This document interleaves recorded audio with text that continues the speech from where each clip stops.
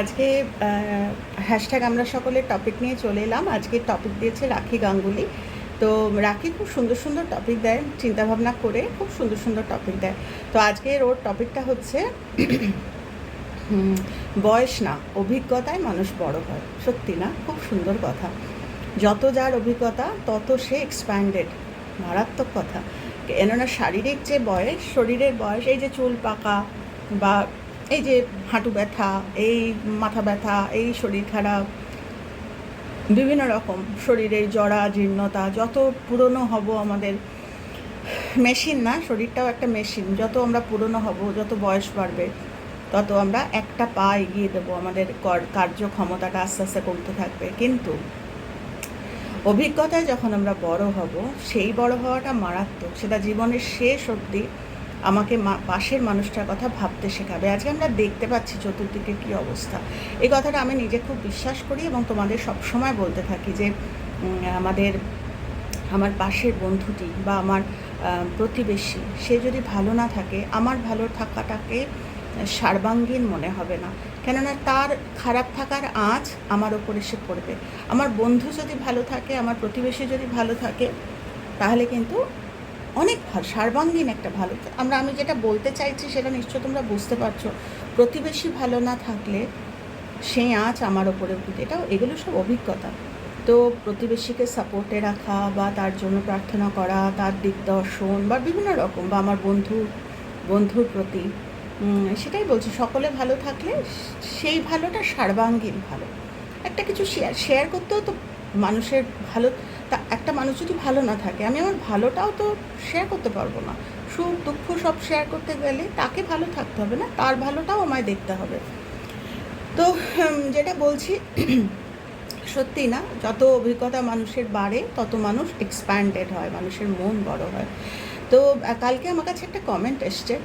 সে আমি জানি না, দেখে কোনো প্রোফাইলে কোনো ছবি নেই, তো বয়স তো বোঝা যায় না, তবে বোঝা গেল যে উনি পড়াশোনা করেছেন অনেকটা। তো উনি আমাকে লিখেছেন, যে কমেন্ট করেছেন, তোমরা দেখতে পারো। তো কমেন্ট করেছেন যে আপনি ভগবান না, আপনি ভুল শেখাচ্ছেন মানুষকে। আপনি কী শাস্ত্র পড়েছেন, গরুর পুরাণ, তারপরে আরও অনেক শাস্ত্রের নাম, এইসব আপনি পড়েছেন। আপনি শেখাচ্ছেন, আপনাকে সামনে পেলে আমি ধুইয়ে দিতাম। তো তাই বলছি, আমার অভিজ্ঞতা আমাকে শিখিয়েছে।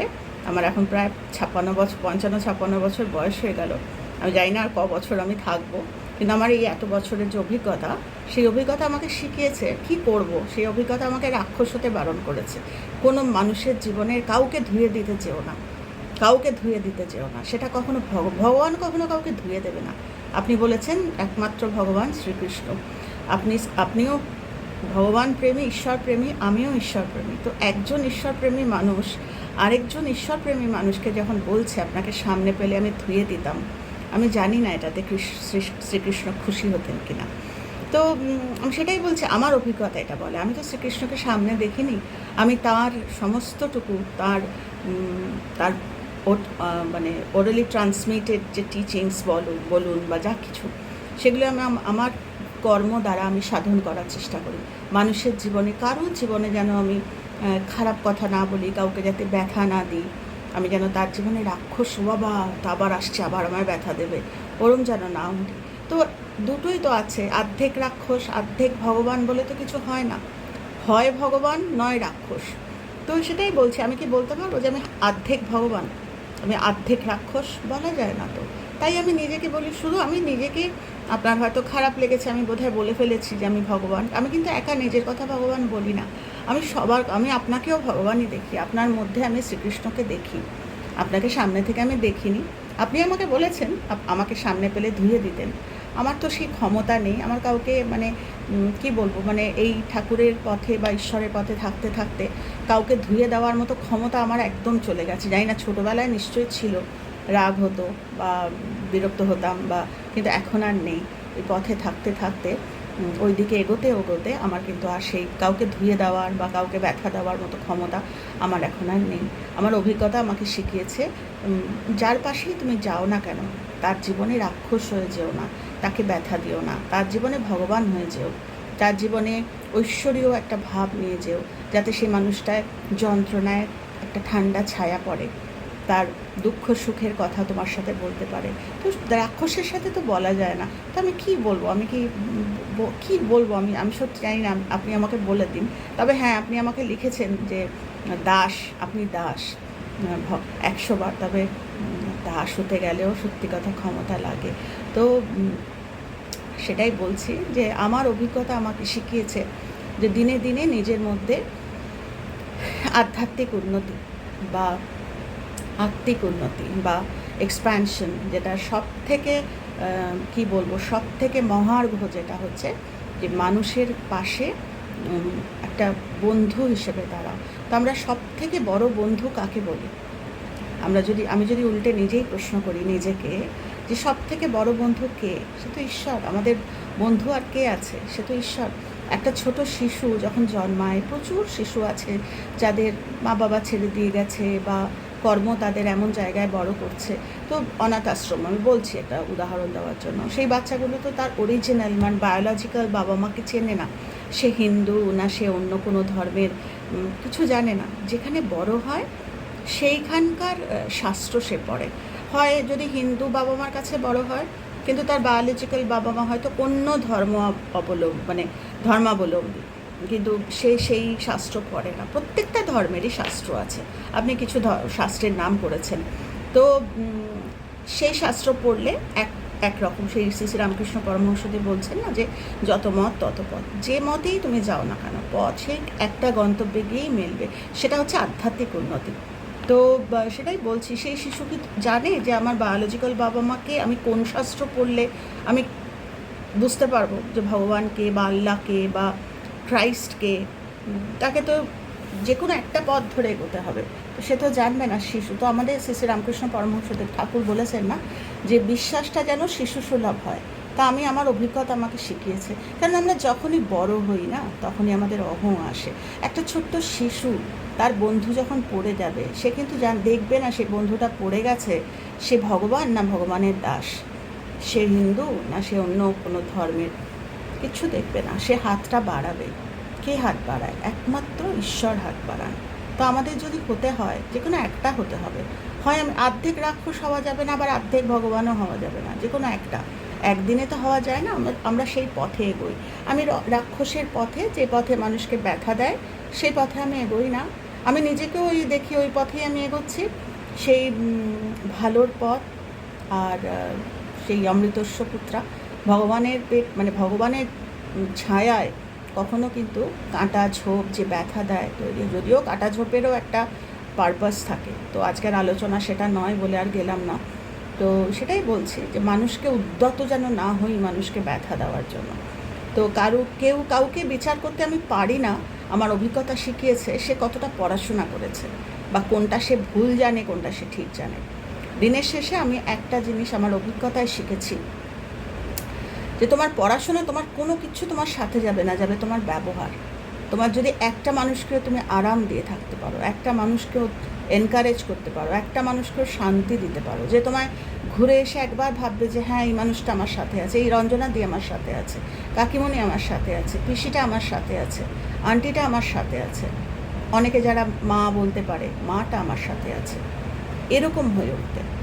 তো এই যে গুণাবলীগুলোর কথা আমি বললাম, সেই গুণাবলী কি কখনো ডেভেলেট থাকতে পারে, নাকি কোনো শাস্ত্র বলে দেবে? ওই যে বললাম, কোনো শাস্ত্র মানুষকে একটা ফিক্স জায়গায়, আমাকে একটা কোনো ধর্মে, আমি যদি সেই ধর্মের না হই, আমাকে অন্য ধর্মের শিখতে হবে। আমি এই জন্মে আমি হিন্দু, আপনি যে আমাকে যে বইগুলো বলেছেন সেগুলো একটা ধর্মের পথে আমায় এগিয়ে নিয়ে যাচ্ছে। কিন্তু আমি যদি অন্য ধর্মে জন্মাতাম বা অন্য ধর্মে আমি বড় হতাম, তাহলে আমি তো এগুলো পড়তাম না, আমি অন্য কিছু পড়তাম। কিন্তু দিনের শেষে ওই একই না, দিনের শেষে একই। যাকেই ভগবান বলি না কেন, যাকে ঈশ্বর, আমি কাকে ঈশ্বর বলবো? আমি একটা মানুষকেও তো ঈশ্বর বলতে পারি। আপনি শ্রীমদ্ ভগবত গীতার কথা বলেছেন, তাতে উল্লেখ করা আছে। তো সেটাই বলছি।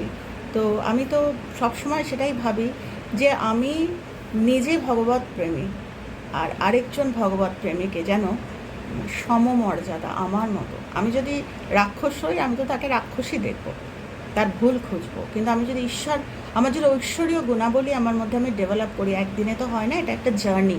রোজ রোজ রোজ রোজ আমি না, আমি ভালো হবো না, আমি ভালো হবো না, আমি ভালো হবো না, আমি ভালো হবো না, আমি কখনো কাউকে খারাপ কথা বলবো না, না কাউকে আমি ধুয়ে দেবো না, আমার ধুয়ে দেওয়ার মতো ক্ষমতা নেই। এ জন্মে আমি একটা শাস্ত্র পড়ে ধুয়ে দেওয়ার কাউকে, আপনি আমাকে বলেছেন আপনি আমাকে ধুয়ে দেবেন, এ জন্মে আপনি হয়তো আপনার কথা শুনে আমি বুঝলাম আপনি প্রচুর পড়াশোনা করেছেন, তো আপনি এই জন্মে হয়তো আমাকে ধুয়ে দিতে পারছেন, কিন্তু প্রত্যেকটা জন্মের কথা আমরা জানি না। আর ঈশ্বর হচ্ছেন, যদি আমরা শ্রীকৃষ্ণকেই মানি, তো উনি ওনার বাসী আজও শোনা যায়, ওনার সুপ্রিম কনসিয়াসনেস আজও শোনা যায়। তো সেটাই যদি হয়, তো ইটার্নিটি অফ লাইফ, আমি গত জন্মেও তার বাসী শুনেছিলাম, এ জন্মেও তার বাসী, আমার সেই বাসী শুনে আমি এতটা বোধ হয়ে থাকবো, এতটা আমি গাঢ় হয়ে থাকবো আমার বিশ্বাসে, আমি কখনো কাউকে ধুয়ে দিতে পারবো না, আর যাই হোক না কেন।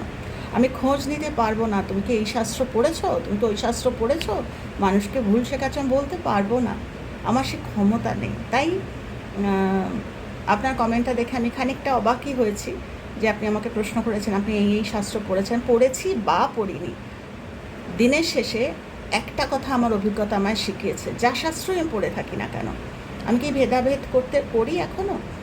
আমি কি মানুষকে ব্যথা দিই? আমি কি মানুষকে বলি তো তোমায় ধুয়ে দিতে পারি?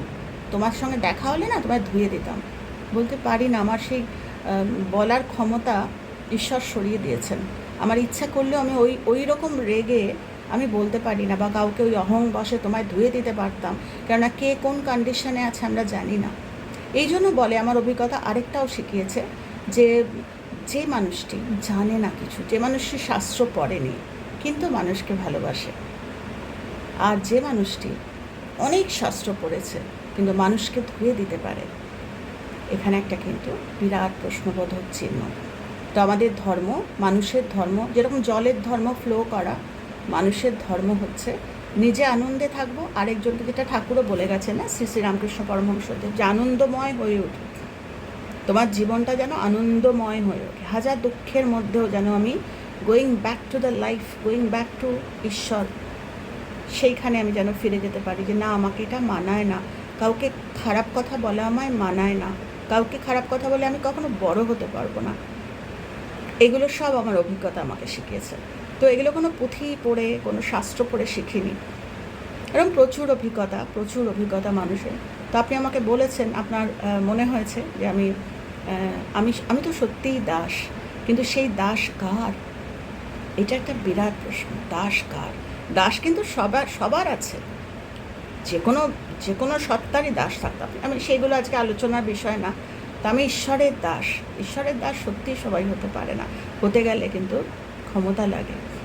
তো যাই হোক, আজকে রাখি, তোর টপিকটা নিয়ে আলোচনা করলাম। হ্যাঁ, আমার অভিজ্ঞতা আমাকে এগুলোই শিখিয়েছে, যে মানুষের বন্ধু হয়ে থাক, মানুষের সখা হয়ে থাক, যেভাবে তিনি ছিলেন আমাদের বেস্ট পসিবল বন্ধু, কিন্তু আমরা তাকেই মানি। তো আজকে আমার ভিডিওটা আজকে না বারবার কেটে কেটে যাচ্ছে, তো এই বললাম। আর তোমাদের সবাইকে অনুরোধ করছি, হ্যাশট্যাগ আমরা সকলের টপিক দাও, এরকম সুন্দর সুন্দর টপিক দাও, আমরা আমাদের যথাসাধ্য আমরা আলোচনা করার চেষ্টা করব। তো বারবারই আজকে কেটে যাচ্ছে, তো সেটাই আমি বললাম যে আমার অভিজ্ঞতা আমাকে শিখিয়েছে, আমি যে কদিন আমি বাঁচতে পারি, আমি যেন আমার পাশের বন্ধুটির কথা, আমার প্রতিবেশীর কথা আমি যেন ভাবতে পারি, আমি যেন তাদের জীবনে রাক্ষস হয়ে না উঠি, তাদের যেন আমি ব্যথা না দিই, আমি যেন ঈশ্বরের যে গুণাবলী, সে যে ঈশ্বর, যাকে আমরা বিশ্বাস করি, যাকে ভালোবাসি, যে ইষ্টকেই আমি আমার হৃদয়ে রেখেছি, তার যে ভালো ভালো গুণ, সেগুলো যেন নিয়ে আমি আমার শেষ দিন অবধি আমি কাটাতে পারি। তো সেটাই বলছি। আপনি আমাকে বলেছেন যে ঈশ্বর, আপনি ঈশ্বর না, আপনি ঈশ্বরের দাস। তো সেটাই বলছি, ঈশ্বরের দাস হতে গেলেও ক্ষমতা লাগে। যে কেউ কি ঈশ্বরের দাস হতে পারে? যে কেউ ঈশ্বরের দাস হতে পারে? আজকে ঈশ্বরের দাস কে আমরা জানি, কার নামে সব থেকে ঈশ্বরের দাস বলতে যা বুঝি আমরা, তো সেটা হতে গেলেও আমাদের ভালোত্ব আনতে হয়। আমরা বলতে পারি না কাউকে ধুয়ে দেওয়ার কথা, কোনো শাস্ত্র, কোনো ধর্ম আমাদের শেখায় না যে মানুষকে ধুয়ে দেওয়ার কথা বলতে। তো এটা বিরাট একটা কন্ট্রাডিকশন, বিরাট একটা স্ববিরোধী কথা। আমি একদিকে ঈশ্বর প্রেমী মানুষ, আরেকদিকে আমি মানুষকে ধুয়ে দিতে জানি, দুটো একসাথে হতে পারে না। তো আমার অভিজ্ঞতা এটা আমায় শিখিয়েছে যে মানুষের সাথে ভগবান ভগবান ব্যবহার করো। তোমার ছোঁয়ায়, তোমার কথায় মানুষ যেন সুস্থ হয়ে ওঠে, মানুষ যেন হাসে। তুমি এমন ব্যবহার করো না যে মানুষকে ধুয়ে দিলে, মানুষকে রাগিয়ে দিলে, মানুষকে চটিয়ে দিলে, মানুষের খারাপ জিনিসটা বার করে দিলে সেটা আর যাই হোক ঈশ্বর হতে পারে না। এটা আমার অভিজ্ঞতা আমাকে শিখিয়েছে। তো যাই হোক, আমি নিজেও ভগবান ভগবান ভগবান ভগবান করি, ওরম হয়ে উঠতে চেষ্টা করি। আমার বন্ধুর কাছে আমি যেন রাক্ষস না হয়ে উঠি, আমি যেন আমার বন্ধুর কাছে ওই রকম হয়ে উঠতে পারি। আবার আমি নিজেও সেটা ভাবি, আমি তোমাদেরকেও, আমার বন্ধু বান্ধব যারা আছে আমি তাদেরকেও, কেন কি আমার যখন শরীর খারাপ হবে, আমি যখন কাজ করতে পারবো না, তখন আমি আমার বন্ধুকে, যাকে আমি এতদিন ভেবেছি তুই আমার জীবনে ভগবান, তুই আমার জীবনে ভগবান, তাকে আমি বলতে পারবো আমার জন্য প্রার্থনা কর না রে। ততদিনে সে সত্যিই ওই ঐশ্বরীয়, ওই মাঙ্গলিক, ওই মঙ্গল বার্তা তার জীবনে কিন্তু ঢুকে গেছে। সে আমার জন্য, আমি যদি না পারি, আমার মুখটা যদি আর কথা বলার মতো, আমার বয়স হয়ে গেল, ধরো কানে শুনি না ঠিক মতো, তো আমি তার নেক্সট এমন লাইন, আমি এমন বন্ধুবান্ধব তৈরি করে দিয়ে যাব যে তারা করবে, তারা আমার জন্য, আমার বন্ধুবান্ধবের জন্য তারা করবে। তো একজনের থেকে দুইজন, ওই একটা প্রদীপ জ্বললাম, আমি একা প্রদীপ হয়ে করবোটা কি? একা প্রদীপ হলাম, আমি একা প্রদীপ, আমি বিরাট প্রদীপ, কিন্তু করবোটা কি? কজনের বাড়িতে আলো দেবো? তো আমি আমার প্রদীপ থেকে চাইবো আমার আশেপাশে সবার মধ্যে সেই প্রদীপ, ভালোত্বের প্রদীপ প্রত্যেকের মধ্যে জ্বালিয়ে দেওয়ার। তো খুব ভালো থেকো, রাখি। খুব সুন্দর টপিক। তো আমার অভিজ্ঞতা সত্যিই আমাকে অনেকটা, মানে কী বলবো, এক্সপ্যান্ড করিয়ে দিয়েছে। তো সেটাই বললাম যে হ্যাঁ, অভিজ্ঞতার মতো কি বলবো, বন্ধু আর হয় না। অভিজ্ঞতাই তোমাকে ক্ষুরোধার মানুষকে ব্যথা দেওয়ার জন্য তৈরি করতে পারে, আবার অভিজ্ঞতাই তোমাকে নম্র, ভদ্র, সুন্দর তৈরি করতে পারে। তো যাই হোক, এই আমার আজকে ভিডিও রইল। খুব ভালো থেকো তোমরা সবাই। আর যেটা সবসময়ের জন্য বলি, যাই হোক না কেন, মানুষকে ব্যথা দিও না। মানুষের পারলে মানুষের ভালোটা জাগিও, মানুষের খারাপটা, কেননা একটা খারাপ কথা মানুষের ভিতরে, যে খারাপটা আমাদের প্রত্যেকের ভিতরে আছে, ওটা জাগিয়ে তোলে। আমরা যারা খুব চিনি খারাপটাকে, তারা উঠিস না বাবা, রাগ করিস না, রাগ করে নিজেদেরটা, কিন্তু সবাই সেটা পারে না। সেই মুহূর্তে তার যখন রাগী সত্তাটা বেরিয়ে আসে, সেটা তার জন্যও ক্ষতি, যে খোঁচাচ্ছে তার জন্যও ক্ষতি। তো দুদিকটাকে ব্যালেন্স রাখতে গেলে, এগুলো সব অভিজ্ঞতাই কিন্তু শিখিয়েছে। তো বইপত্র শাস্ত্র কিছু যাবে না আমার সাথে, আমার সঙ্গে যাবে আমার ব্যবহার। তো এই নোটেই শেষ করছি। আমি তোমাদের জীবনে রাক্ষস হতে চাই না। আমি তোমাদের জীবনে ওই ভগবান ভগবান, সখা, বন্ধু, দাস, যাই বলো, সেটা ঈশ্বরের সেই পজিটিভ শক্তির হয়ে থাকতে চাই। তো ভালো থেকো তোমরা সবাই, আর যে যেখানেই আছো না কেন, কজে থেকো।